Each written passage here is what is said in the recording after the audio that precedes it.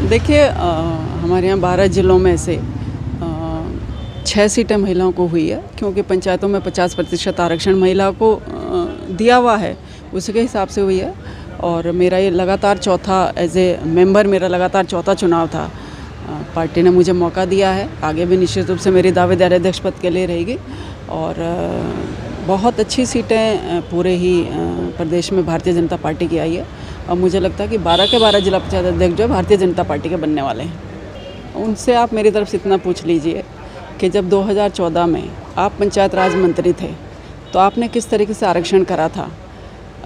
जहाँ से मैं लड़ती हूँ कालसी ब्लॉक से, उस क्षेत्र की सारी सीटें आपने रिजर्व करी थी ताकि मैं ना लड़ पाऊँ।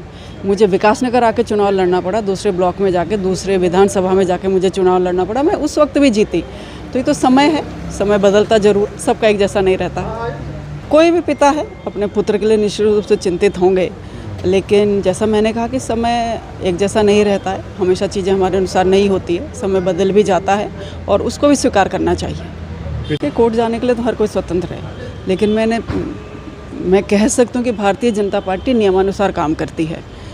हमारे यहाँ पंचायतों में 50% आरक्षण लागू है, तो उसी के तहत कार्रवाई की गई है। 12 में से 6 सीटें महिलाओं को जानी ही है।